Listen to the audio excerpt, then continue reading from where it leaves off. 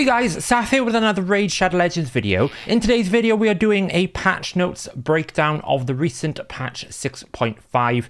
Obviously there's been a lot of discussion and changes around the blessings. I'm not going to go into too much detail in this video on that, but I do want to cover the champion changes, and we will cover some of the sort of hidden notes to do with the blessings that haven't necessarily been publicly shown or displayed by the patch notes. We're going to talk about the damage changes in the unofficial parts of this video, but just to note, obviously his A2 is now an AoE and more consistent. His A3 gives you an extra turn, so it just means that you can enable his kit better. We also have a change to Vlad. Vlad now becomes a double AoE champion. He is going to be able to place the decreased defense and the block active skills on an AoE ability. I think when you pair him with Constantine, this will be a bit like an Astrolon and Countess Lix kind of combo, where they're just going to lock down waves and it's going to be very difficult for them to take turns and do anything.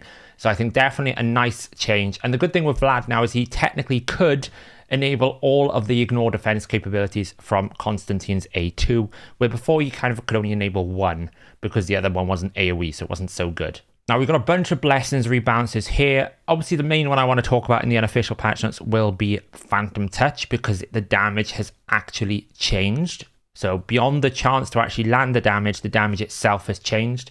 The other stuff is, as they describe it, the percentage changes are increased, decreased. There's a few other changes here. And obviously we all know about the Brimstone bug right now, where they've changed it, but obviously forgot to put it into the group with all the other CC debuffs like stun and freeze, which can't be spread or extended. So there's a lot of fun you can do with Brimstone at the moment to try and alleviate the pain of those changes. And then, as always with these patch notes, there's a bunch of little changes down the bottom which they kind of go through. So let's just see if there's anything of note or importance here that we need to highlight. So we've got fixed a bug here that caused a champion equipped with 3 reaction accessories to change critical hits into normal hits with a 100% chance. Oh, that's problematic. Fixed a bug so that Ultimate Death Knight's HP bar is increased by his passive. That's like the 4th attempt at trying to fix that. Maybe they finally managed to get that sorted. Fixed a bug that resulted in the second activation of Evil Eye Mastery if Senacia is used her Burning Wave. So this is actually something I've noted in the official patch notes. They have changed the way that the targeting works, so I assume that's to fix this issue. Then the rest of these changes are things that are not important. So the patch is quite small. We've got a few champions that have been added to the game, blessings rebalances, and then a few reworks, but that is about it. So let's get on to the unofficial part of this patch. Obviously, when I do the unofficial patch notes, this is information that I have acquired from reading the static information of the game data. It is in the live client. It's stuff that is officially there, but it's not necessarily stuff that has officially come out of Plarium. So I do put that disclaimer in there that it is my interpretation of what is being put in the code that is kind of what I'm giving you here. And 9 times out of 10, it's pretty accurate. So let's just talk about some of the blessing changes here. Phantom Touch damage multiplier has changed. So not only are you going to get the reduced chance, and obviously at 5-star now it's not 100% anymore, it's also been reduced by about 30% damage. It used to be a 5 times attack multiplier with a 30% ignore defense. It's now a 3.5 times attack multiplier with a 30% ignore defense. It's about 30% less damage on top of the other change. So this is like a double nerf to Phantom Touch, which is a bit disappointing, but it is what it is. There's no point arguing about it. Brimstone will become protected from Awaken 5. So from 5-star Awakening, it is protected at that point. Obviously, it's just not 100%. It is only 60%. And then finally, Survival Instinct at Awaken rank 6. It removes the requirement that it has to be a unique skill. So the multiplier kind of says can only apply once for that skill. It now doesn't have that problem. So I'd imagine if it's a multi-hit ability and it does multiple debuffs on multiple hits, like some of the champions that place a debuff on one hit and then a different debuff on another hit, it should at 6-star apply a turn meter boost for both hits, not just the one. I think that is the interpretation of how that doesn't have a skill requirement has been set for that high awakening. Just a brief note on the Incinerate lethal dose in terms of how much does this multiplier change actually impact these blessings. In my opinion, they're still pretty pointless. They're pretty useless. I wouldn't use them. But, you know, just for the sake of doing the math here, they've doubled the multiplier. So if you have a target that's got 50,000 health points and you have a poison, which is a 5% poison, it used to do 3,750 with the old lethal dose. Now it's going to do 5,000. And if you have a HP burn, it's going to do 3,000 instead of 2,250. So you can see the damage is just not worth it at all. You just can't get enough damage out of these. Now, a note on Awaken 6-star for Incinerate. It will reduce the turn meter of the target that activates the burn, but I don't think it's going to activate it for all other enemies. I'm pretty sure that is how it's coded. It will need a bit of testing, but I don't actually have a burner that's got a 6-star awakening for me to be able to test this.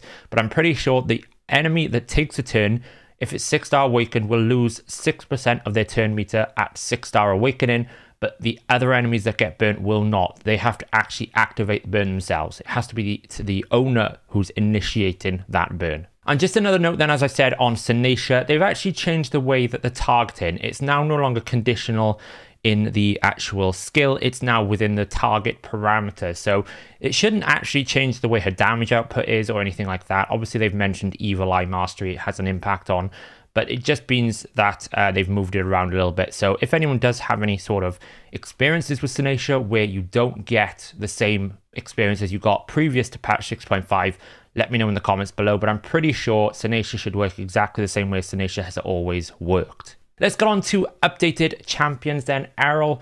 Errol's A2 is now an AoE ability, and it is a very strong godlike ability, although it is not necessarily meta defining. It used to be a 1.5 times attack times 3 to a single target. It's now a 1.85 times attack times 2 to all targets, and it's gone from a conditional ignore defense to a flat 15% ignore defense.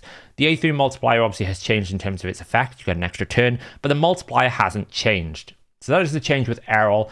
We're going to compare him with other AoE nukers in a couple of more slides, but he essentially has got more damage in the sense that it's more consistent and it's AoE, but it's not the same multiplier. And then for Vlad, a similar thing. The A3 is now an AoE ability. It was a godlike single target ability originally at a 3.3 times attack times 2, so a 6.6. It's now a 4 times attack AoE, one hit. The animation is pretty cool. I think it's a good change, to be honest, because his multipliers were good, but they weren't exactly earth-shatteringly crazy. But having him as a double AoE champion adds a lot more utility considering he's void as well. Worth noting as well, he is a fusion champion, or was a fusion champion. So this change is kind of good for a lot more people than just Errol, which is not a fusion champion, right? You've got to summon him. Vlad, if you used to play the game, you had him last Halloween.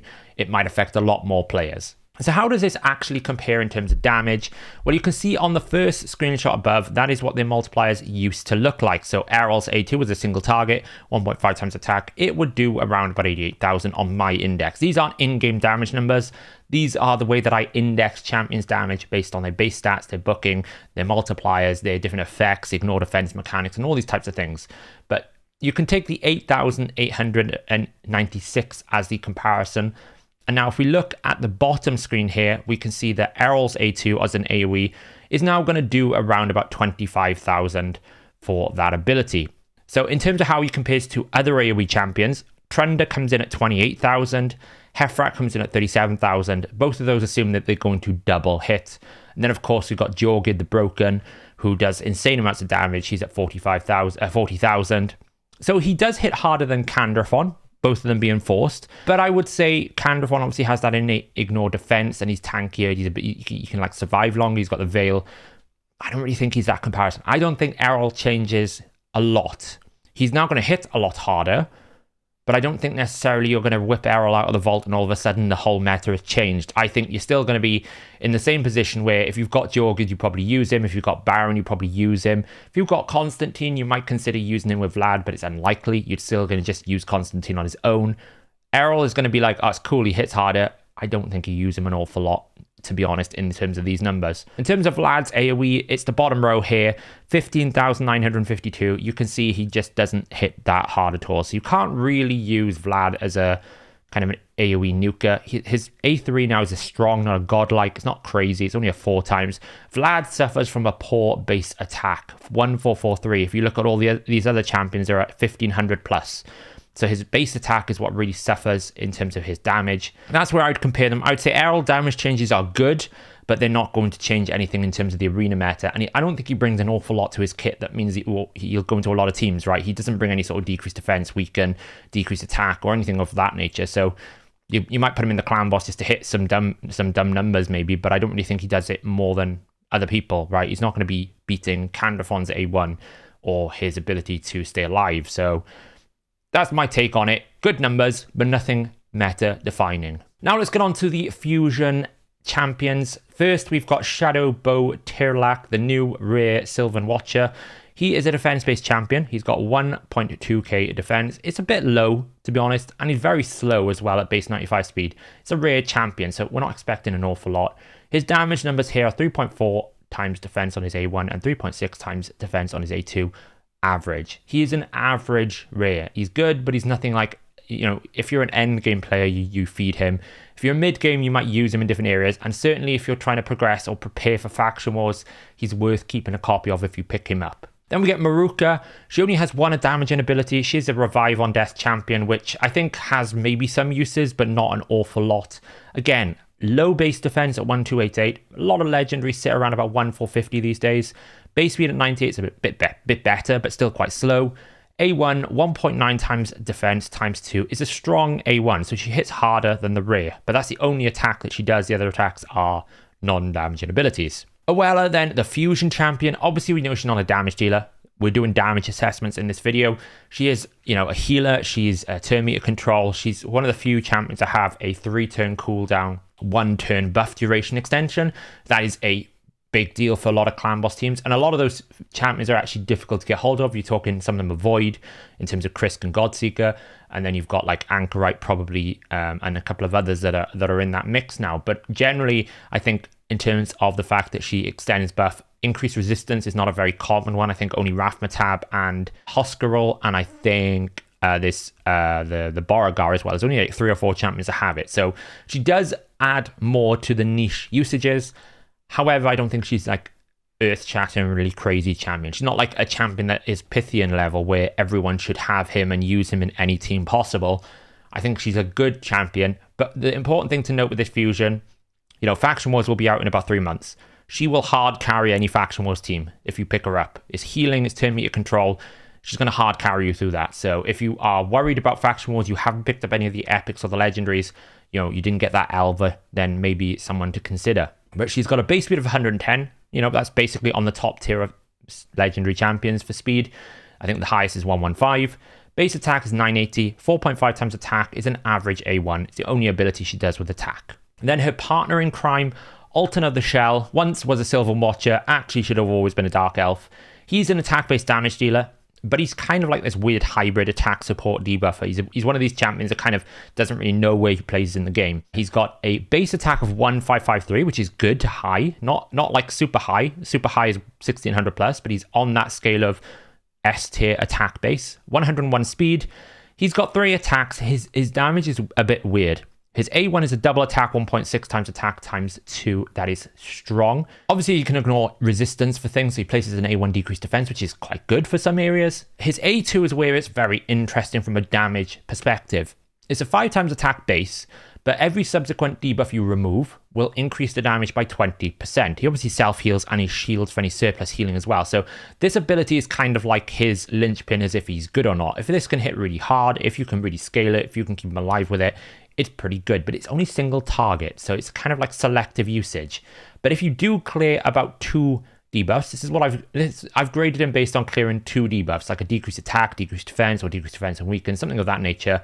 It's a godlike hit. It's really strong. It's on par with Venax's A1, which is one of the hardest hitting A1s in the game. Obviously, it's an A2 ability, but just as a comparison, if people want to compare it. It's not the craziest hit in the game, but I would imagine if you can get 5 debuff cleanses, it will become one of the hardest hitting abilities in the game. So if it depends on where you use him, utility-wise, it's going to be a strong heal.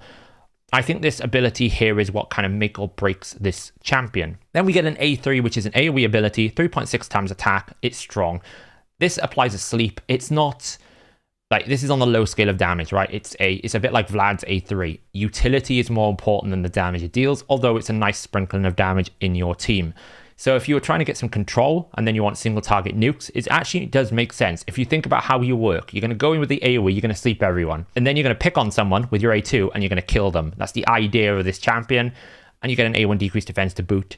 His passive will be interesting with Oella if you manage to get both of them. Obviously, Ultan is in the champion training tournament, because I don't know, is one of those passes where it reads kind of meh, but actually when you put it into a team and you watch it go, is it actually going to be really strong? Whereas someone like Jamas's passive reads really strong.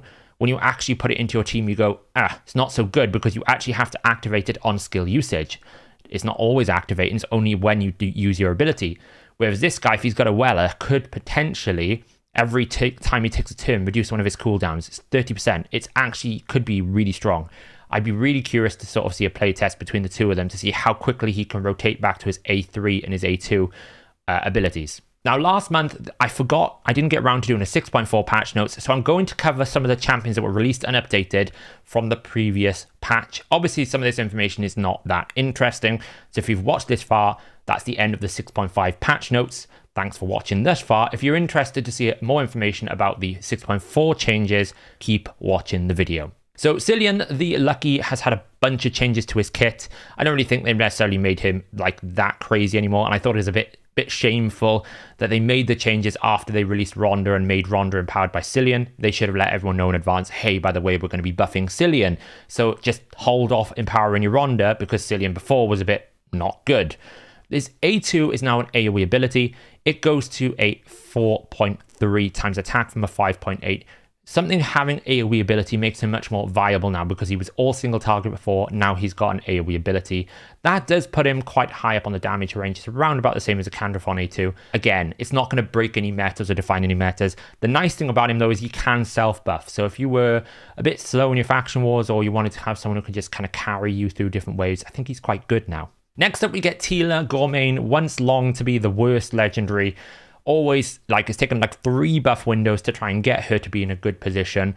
She's now actually very good. Not because she deals a lot of damage, but because of the abilities she has. She's now got AoE Burn, AoE Hex. She's got Leech in there. She's got some extensions. She is a god for Hydra. I will be doing a video on her soon, once I've finished gearing her up and doing all the masteries. I booked her during the last CVC. But her A2 now becomes an AoE. Great. We like AoE abilities on champions. It goes from a 0.3 HP to a 0.22 HP. It's still pretty average because it's HP based, right? The only time HP based damage dealers are pretty good is if they get some sort of extra hit or conditional hit, or you Taras the Fierce and you have some crazy multipliers. But at 0.22, it's about 1 hit of a Magnar A2.